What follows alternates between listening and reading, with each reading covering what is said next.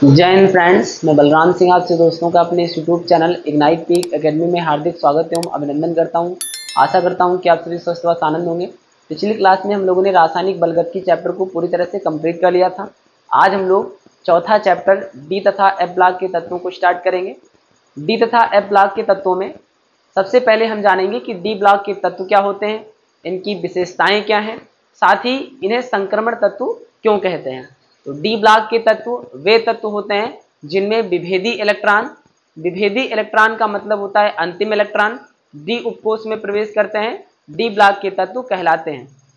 इन्हें संक्रमण तत्व भी कहते हैं क्योंकि इन्हें आवर्त सारणी में एस ब्लॉक तथा पी ब्लॉक के बीच में रखा गया है, अर्थात इनके जो गुण होते हैं वो एस ब्लॉक तथा पी ब्लॉक के तत्वों के गुणों के मध्य के होते हैं, इसलिए समस्त डी ब्लॉक के तत्वों को संक्रमण तत्व कहते हैं। डी ब्लॉक के जो तत्व हैं उनमें अधिकांश धातुएं होती हैं, इसीलिए डी ब्लॉक के तत्वों को संक्रमण धातुएं भी कहते हैं। तो इसकी परिभाषा में हम लिखेंगे, वे तत्व जिनमें विभेदी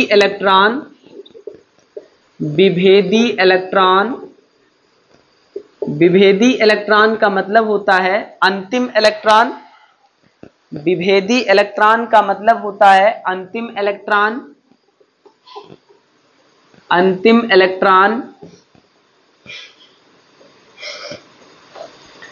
डी उपकोष में प्रवेश करते हैं, डी उपकोष में प्रवेश करते हैं, डी उपकोष में प्रवेश करते हैं, डी ब्लॉक के तत्व कहलाते हैं, डी ब्लॉक के तत्व कहलाते हैं, डी ब्लॉक के तत्व कहलाते हैं। इन तत्वों को आवर्त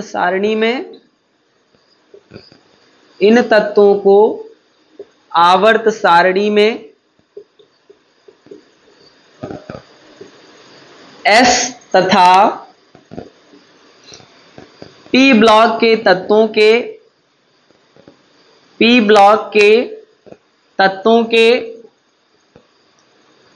मध्य में स्थान दिया गया है, स्थान दिया गया है, इसलिए इन्हें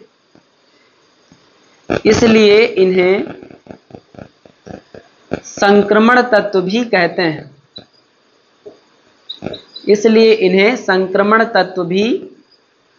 कहते हैं,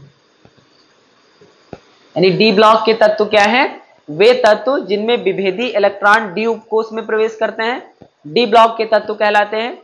इन्हीं डी ब्लॉक के तत्वों को संक्रमण तत्व भी कहते हैं क्योंकि ये आवर्त सारणी में एस ब्लॉक तथा पी ब्लॉक के बीच में स्थित होते हैं, अर्थात इनके जो गुण होते हैं वो एस ब्लॉक के जो अधिक विद्युत धनी लक्षण है तथा पी ब्लॉक के जो कम विद्युत धनी लक्षण है दोनों के मध्य के पाए जाते हैं, इसलिए डी ब्लॉक के तत्व काफी महत्वपूर्ण गुण प्रदर्शित करते हैं, इसलिए डी ब्लॉक के तत्वों में बहुत महत्वपूर्ण विशेषताएं पाई जाती हैं। अब इसे आप नोट कर सकते हैं।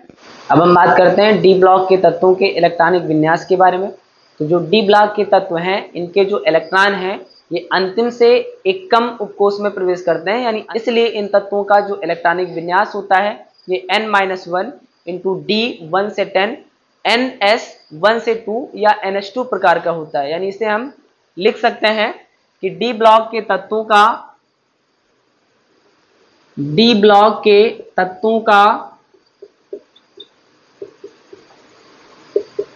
इलेक्ट्रॉनिक विन्यास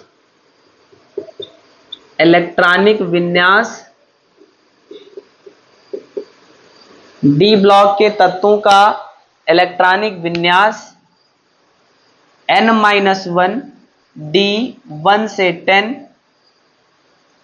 D1 से 10 NS 1 से 2 लिख सकते हो या NS2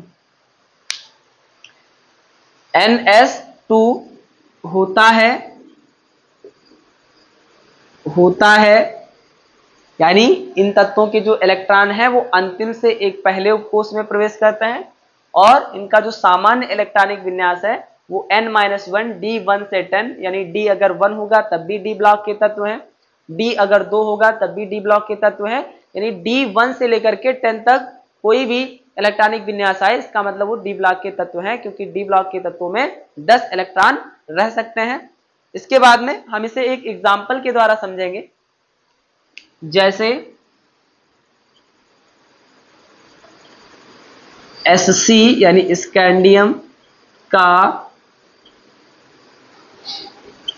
इलेक्ट्रॉनिक विन्यास, स्कैंडियम का इलेक्ट्रॉनिक विन्यास, स्कैंडियम का इलेक्ट्रॉनिक विन्यास क्या होता है? ये होता है 1s2 2s2 2p6 3s2 3p6 3d1 और 4s2, यानी इसमें इलेक्ट्रॉन कहाँ प्रवेश कर रहा है? अंतिम से एक कम डी उपकोष में प्रवेश कर रहा है, इसीलिए स्कैंडियम को कहते हैं डी ब्लॉक के तत्व। यानी इसका जो इलेक्ट्रॉनिक विन्यास है इसे हम लिख सकते हैं n-1, डी यहाँ पे क्या है 1, और ns2 यहाँ पे n क्या हो जाएगा? n यहाँ पे हो जाएगा 4, यानी यहाँ पे हम लिख सकते हैं 4 - 1, n क्या है 4, यानी ये आ जाएगा 3d1 और 4s2, यानी इन तत्वों का जो सामान्य इलेक्ट्रॉनिक विन्यास है ये क्या होता है? n-1 D1 से 10 और ns2।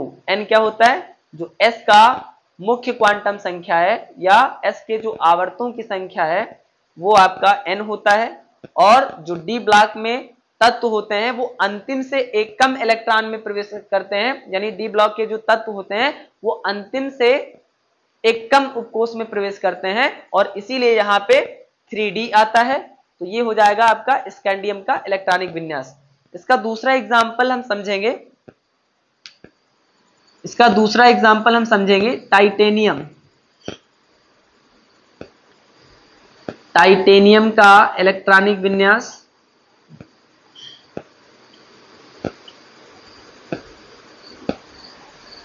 टाइटेनियम का इलेक्ट्रॉनिक विन्यास, यानी इसे अगर हम यहां से लिखें तो ये हो जाएगा 1s2 2s2 2p6 3s2 3p6 और 3d2 4s2, यानी यहाँ पे इलेक्ट्रॉन अंतिम से एक कम उपकोष में प्रवेश कर रहा है, यानी इसका जो इलेक्ट्रॉनिक विन्यास हो जाएगा ये इस इलेक्ट्रॉनिक विन्यास को फॉलो कर रहा है। यहाँ D क्या हो जाएगा 2 हो जाएगा, और ns2 मतलब 4s2 है, यहाँ n क्या रखेंगे 4 रखेंगे, तो ये हो जाएगा 3d2 4s2, जो आपका इस इलेक्ट्रॉनिक विन्यास का अनुकरण करता है। इसीलिए इन तत्वों के जो इलेक्ट्रॉनिक विन्यास होते हैं वो n-1 D1 से 10 और ns2 प्रकार के होते हैं। अब इसे आप नोट कर सकते हैं। तो अब हम बात करते हैं कि D ब्लॉक के तत्वों में कुछ तत्व ऐसे भी होते हैं जो अन्य तत्वों के इलेक्ट्रॉनिक विन्यासों से परिवर्तन प्रदर्शित करते हैं या अन्य तत्वों के इलेक्ट्रॉनिक विन्यासों में अपवाद को दिखाते हैं। इनमें से दो तत्व बहुत ही प्रमुख हैं, पहला क्रोमियम और दूसरा कॉपर। सबसे पहले जो आपका क्रोमियम है इसका हम सामान्य इलेक्ट्रॉनिक विन्यास जानेंगे, फिर अपवाद के बाद में जो इलेक्ट्रॉनिक विन्यास निकल के आता है उसको जानेंगे, फिर दोनों में क्या अंतर होता है और क्या रीजन है जिसकी वजह से क्रोमियम और कॉपर अन्य तत्वों के इलेक्ट्रॉनिक विन्यासों से परिवर्तन दिखाते हैं या अपवाद दिखाते हैं। तो अब हम सबसे पहले क्रोमियम का इलेक्ट्रॉनिक विन्यास लिखेंगे या क्रोमियम का सामान्य इलेक्ट्रॉनिक विन्यास। Cr का सामान्य इलेक्ट्रॉनिक विन्यास, यानी अपवाद के बिना जो इसका इलेक्ट्रॉनिक विन्यास होता है, ये क्या होता है? ये होता है 1s2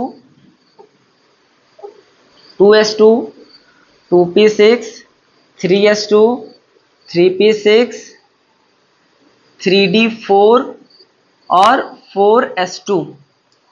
यानी अगर आपको किसी भी तत्व के इलेक्ट्रॉनिक विन्यास में कोई कंफ्यूजन अगर होती है तो आप उन तत्वों का इलेक्ट्रॉनिक विन्यास लिखने से पहले परमाणु क्रमांक देखेंगे और फिर इलेक्ट्रॉनिक विन्यास के बाद में जो आपकी पावर में इलेक्ट्रॉनों की संख्या लिखी रहती है इनको अगर हम जोड़ें तो परमाणु क्रमांक के बराबर आने चाहिए, क्योंकि आपने पढ़ा है कि परमाणु क्रमांक इलेक्ट्रॉनों के बराबर होते हैं और जो इलेक्ट्रॉन है वो प्रोटॉनों के बराबर होते हैं। तो यहां से हम काउंट करेंगे 4 2 6 6 12, 12 2 14 और 6 20, 2 22 2 24, यानी इसके परमाणु क्रमांक के बराबर है, यानी आपका जो इलेक्ट्रॉनिक विन्यास है वो सही है। अब इसके बाद में अपवाद के बाद में जो क्रोमियम का इलेक्ट्रॉनिक विन्यास आता है उसको देखेंगे। तो लिखेंगे अपवाद या क्रोमियम का अपवाद इलेक्ट्रॉनिक विन्यास, क्रोमियम का अपवाद इलेक्ट्रॉनिक विन्यास, अपवाद इलेक्ट्रॉनिक विन्यास ये हो जाता है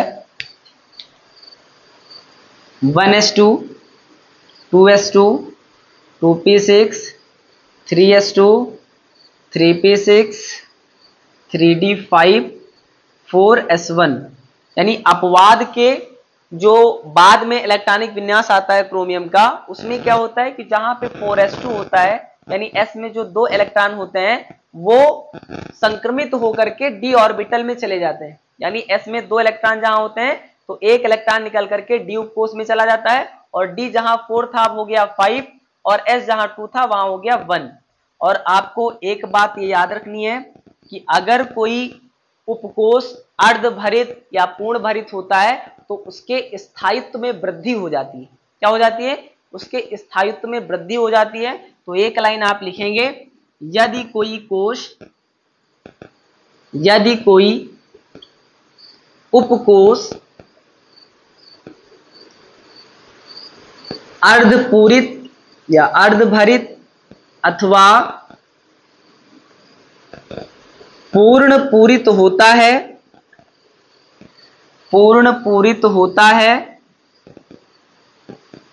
तो उसके स्थायित्व में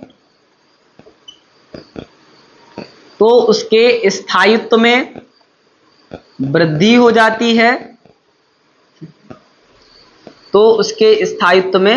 हो जाती है, यानी अब जो इसका ऑर्बिटल बनेगा, ये 5 ऑर्बिटल सब ऑर्बिटल होते हैं, डी उपकोष में 5 सब ऑर्बिटल होते हैं और s का एक ऑर्बिटल होता है।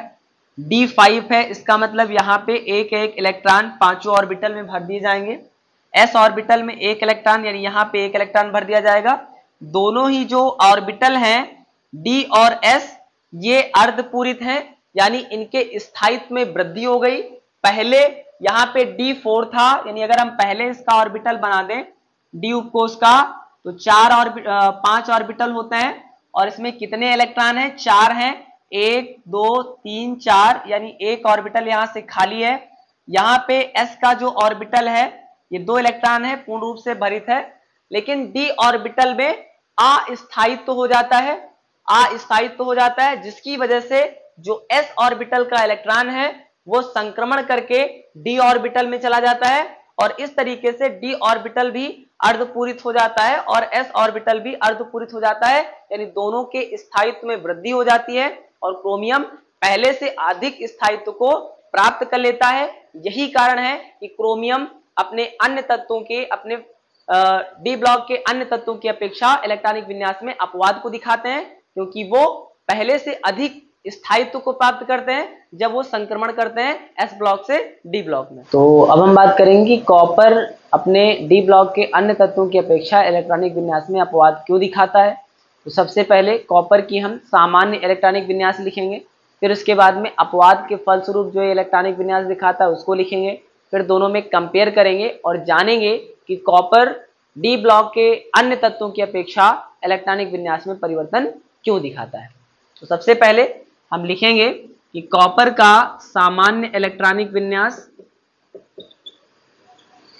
यानी जो बाकी तत्वों का इलेक्ट्रॉनिक विन्यास होता है उसकी तुलना में जो कॉपर का सामान्य इलेक्ट्रॉनिक विन्यास है ये क्या होता है? ये होता है 1s2 2s2 2p6 3s2 3p6 3d9 और 4s2। यहां पे देखेंगे हम तो जो d ऑर्बिटल है इसमें जो इलेक्ट्रॉन भरे हुए हैं 9 इलेक्ट्रॉन है, यानी हुंड के हिसाब से पहले एक एक इलेक्ट्रॉन भरे जाएंगे, फिर इलेक्ट्रॉनों का युग्मन शुरू होगा, फिर इलेक्ट्रॉनों का युग्मन शुरू होगा।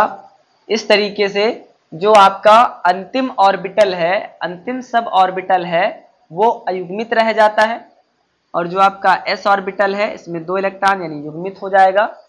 अंतिम ऑर्बिटल के अयुग्मित होने से कॉपर के स्थायित्व में परिवर्तन हो जाता है, यानी इसका कॉपर के स्थायित्व पर प्रभाव पड़ता है, यानी कॉपर कम स्थायित्व है, कम स्थायित्व रखता है, कम स्थायी है। लेकिन जब कॉपर अपवाद के फलस्वरूप इलेक्ट्रॉनिक विन्यास दिखाता है तो लिखेंगे अपवाद के फलस्वरूप, अपवाद के फलस्वरूप कॉपर का इलेक्ट्रॉनिक विन्यास, कॉपर का इलेक्ट्रॉनिक विन्यास ये हो जाता है 1s2, 2s2, 2p6, 3s2, 3p6, 3d10, 4s1, यानी जहां से इलेक्ट्रॉन एस ऑर्बिटल में 2 थे वहां से संक्रमित होकर के डी ऑर्बिटल में चले जाएंगे। इस तरीके से आपका डी ऑर्बिटल पूर्ण भरित हो जाएगा और एस ऑर्बिटल अर्धभरित हो जाएगा। और आपको पता है कि अर्धभरित और पूर्ण भरित ऑर्बिटल पहले की अपेक्षा अधिक स्थायित्व किसी भी तत्व को प्रदान कर सकते हैं, यानी अब कॉपर के स्थायित्व में वृद्धि हो जाएगी। कॉपर अब पहले की अपेक्षा अधिक स्थायी हो जाएगा। यानी यहां से अगर हम इसके ऑर्बिटल को बना करके देखें 1 2 3 4 5, एस ऑर्बिटल 1 है, इसमें 10 इलेक्ट्रॉन यानी हुंड के हिसाब से, फिर युग्मन, फिर इसमें 1 इलेक्ट्रॉन यानी ये पूर्ण भरित है, पूर्ण पूरित, ये क्या है अर्धपूरित। और जो पूर्ण पूरित या अर्धपूरित ऑर्बिटल होते हैं वो किसी भी तत्व को अधिक स्थायित्व प्रदान करते हैं। यही कारण है कि कॉपर डी ब्लॉक के अन्य तत्वों के इलेक्ट्रॉनिक विन्यास से परिवर्तन दिखाता है, अपवाद दिखाता है। अब इसे आप नोट कर सकते हैं। तो अब हम बात करते हैं संक्रमण तत्वों के वर्गीकरण के बारे में। संक्रमण तत्वों का वर्गीकरण मुख्य रूप से 4 भागों में किया जा सकता है। तो इसमें हम लिखेंगे कि संक्रमण तत्वों का वर्गीकरण, संक्रमण तत्वों का वर्गीकरण n-1 इंटू डी उपकोष के आधार पर, उपकोष के आधार पर 4 भागों में किया जा सकता है, किया जा सकता है, किया जा सकता है। यानी संक्रमण तत्वों का वर्गीकरण n-1 इंटू डी उपकोष के आधार पर 4 भागों में किया जा सकता है। इसमें जो आपकी सबसे पहली हेडिंग होती है उसे कहते हैं प्रथम संक्रमण श्रेणी। जो आपकी सबसे पहली श्रेणी है इसे कहते हैं प्रथम संक्रमण श्रेणी, प्रथम संक्रमण श्रेणी अथवा 3D श्रेणी, अथवा 3D श्रेणी। यानी जो संक्रमण तत्वों का वर्गीकरण है श्रेणियों में किया गया है, जिसे हम प्रथम संक्रमण श्रेणी अथवा जो आपकी पहली है 3D श्रेणी भी कहते हैं।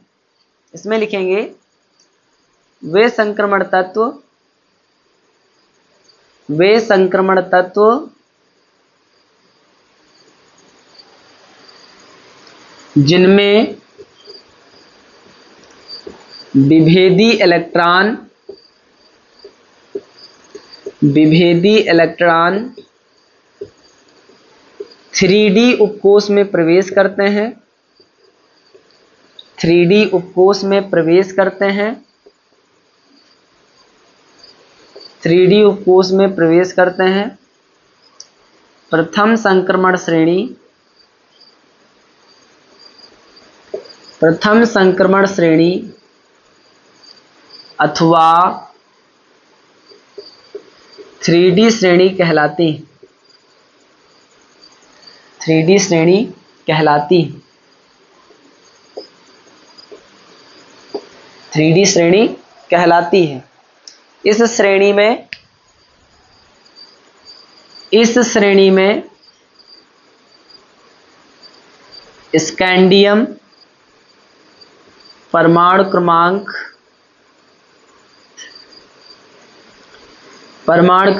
21 से लेकर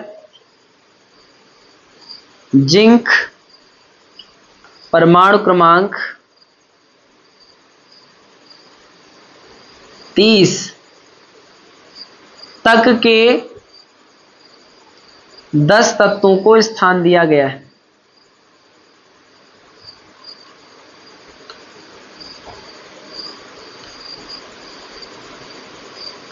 यानी इस श्रेणी में स्कैंडियम परमाणु क्रमांक 21 से लेकर के जिंक परमाणु क्रमांक 30 तक के 10 तत्वों को स्थान दिया गया है।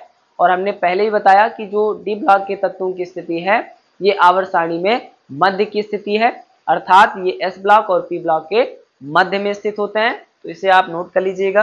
तो अब हम बात करेंगे संक्रमण तत्वों के वर्गीकरण में इसकी दूसरी श्रेणी, जिसे द्वितीयक श्रेणी अथवा 4D श्रेणी भी कहते हैं। इस श्रेणी के तत्वों में जो विभेदी इलेक्ट्रॉन होता है वो 4D उपकोष में प्रवेश करता है और आवर्त सारणी में ये यूट्रियम यानी परमाणु क्रमांक 39 से लेकर के कैडमियम परमाणु क्रमांक 48 तक के 10 तत्वों को स्थान दिया गया है। तो इसमें हम लिख सकते हैं कि इस श्रेणी के तत्वों में या वे संक्रमण तत्व जिनमें विभेदी इलेक्ट्रॉन 4D उपकोष में प्रवेश करते हैं, या इस श्रेणी के तत्वों में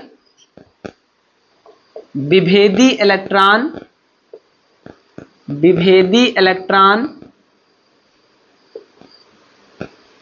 4D उपकोष में प्रवेश करते हैं। 4D उपकोष में प्रवेश करते हैं। 4D उपकोष में प्रवेश करते हैं।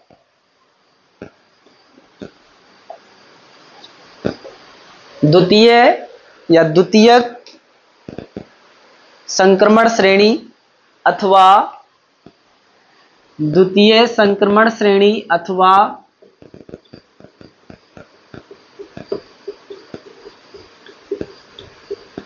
4D श्रेणी कहलाती है। 4D श्रेणी कहलाती है। इस श्रेणी में यूट्रियम जिसका सिंबल Y होता है, यूट्रियम, इस श्रेणी में यूट्रियम परमाणु क्रमांक 39 से लेकर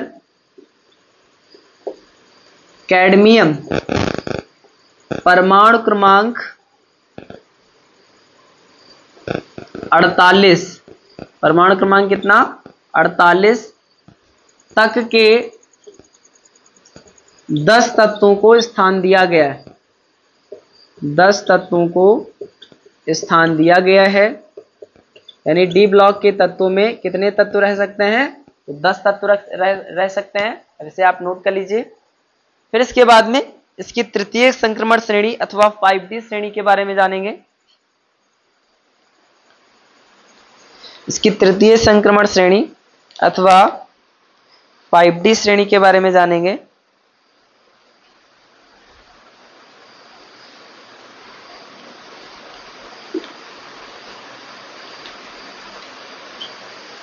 अगली हेडिंग डालना है तृतीय संक्रमण श्रेणी अथवा 5D श्रेणी। तृतीय संक्रमण श्रेणी अथवा 5D श्रेणी।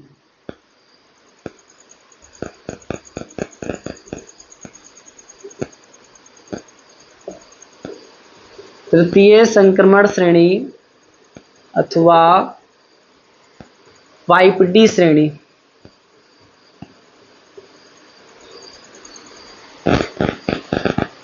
इस श्रेणी में क्या होता है, तो इसमें लिखेंगे इस श्रेणी के तत्व 5D उपकोष में प्रवेश करते हैं।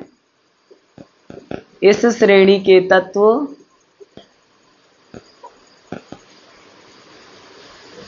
5D उपकोष में प्रवेश करते हैं।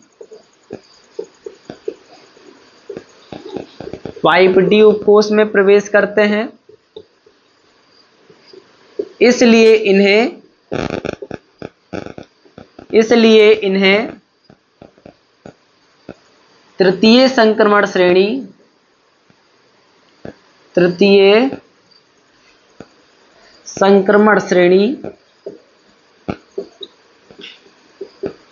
अथवा 5D श्रेणी के तत्व कहते हैं, या 5D श्रेणी कहते हैं। इन तत्वों में, यानी ये तत्व कहां से कहां तक हैं, तो इन तत्वों में लैंथेनम परमाणु क्रमांक 57, और इसी लैंथेनम के बाद से लैंथेनाइड श्रेणी शुरू होती है, यानी F ब्लॉक के तत्व शुरू होते हैं जो 4F उपकोष में प्रवेश करते हैं, और लैंथेनम के बाद शुरू होने की वजह से 4F जो श्रेणी के तत्व हैं उन्हें लैंथेनाइड श्रेणी के तत्व भी कहते हैं। लैंथेनम परमाणु क्रमांक 57 तथा आप इसका सिंबल लिख सकते हैं La। हाफनियम HF परमाणु क्रमांक 72, परमाणु क्रमांक 72 से लेकर Hg मरकरी परमाणु क्रमांक 80, परमाणु क्रमांक 80 तक के 10 तत्वों को स्थान दिया गया है। 10 तत्वों को स्थान दिया गया है।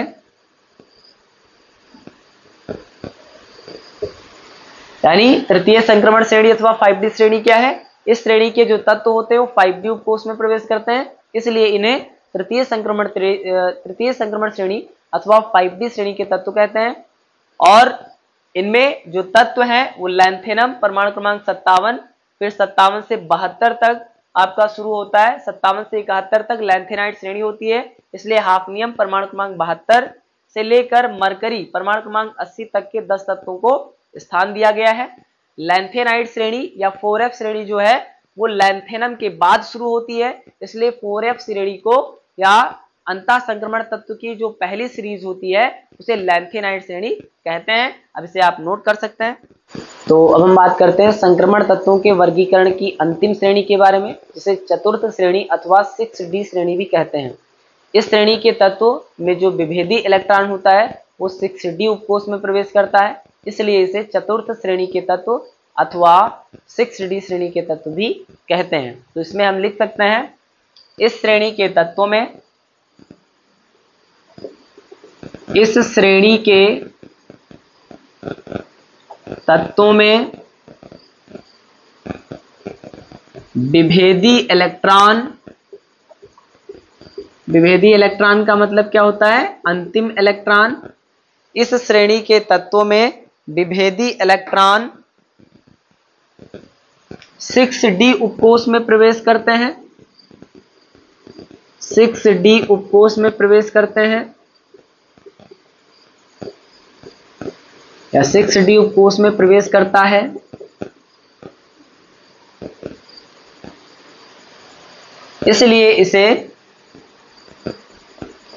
इसलिए इन्हें चतुर्थ संक्रमण श्रेणी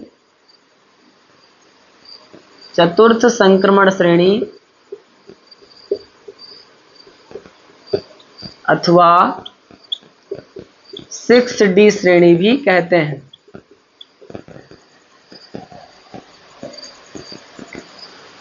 अथवा 6D श्रेणी कहते हैं। इन तत्वों में एक्टिनियम परमाणु क्रमांक 89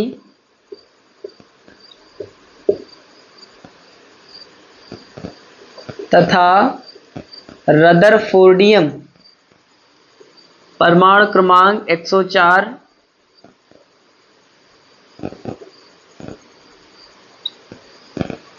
से लेकर Cn कॉपरनीशियम परमाणु क्रमांक 112 तक के 10 तत्वों को स्थान दिया गया है। 10 तत्वों को स्थान दिया गया है, यानी 6D श्रेणी के जो तत्व होते हैं उनमें विभेदीय इलेक्ट्रॉन 6D उपकोष में प्रवेश करता है। और ये जो तत्व हैं ये एक्टिनियम परमाणु क्रमांक 89 89 से शुरू होते हैं, यानी 89 वाला तत्व एक्टिनियम ये डी ब्लॉक का तत्व है। फिर 89 से 103 तक के तत्व ये एक्टिनाइड श्रेणी के तत्व कहलाते हैं। और जो ये 5F श्रेणी के तत्व होते हैं इन्हें एक्टिनाइड नाम पड़ने का रीजन यही है कि ये एक्टिनियम के बाद से शुरू होते हैं, यानी 89 जो परमाणु क्रमांक होता है वो एक्टिनियम का होता है। इसके बाद से 5F सीरीज के जो तत्व हैं वो स्टार्ट होते हैं, इसलिए इनका नाम एक्टिनाइड पड़ गया, जैसे लैंथेनम की वजह से लैंथेनाइड श्रेणी का नाम पड़ा था। फिर उसके बाद में एक्टिनियम के बाद में रदरफोर्डियम जो आपका परमाणु क्रमांक 104 है से लेकर के कॉपरनीशियम परमाणु क्रमांक 112 तक के 10 तत्वों को इस श्रेणी में स्थान दिया गया है। इस तरीके से आज हम लोग ने संक्रमण तत्वों से संबंधित कुछ महत्वपूर्ण जानकारियां प्राप्त की हैं। इसके आगे क्लास अगले वीडियो में होगी, तब तक के लिए पढ़ते रहिए। Thank you. जय हिंद, जय भारत।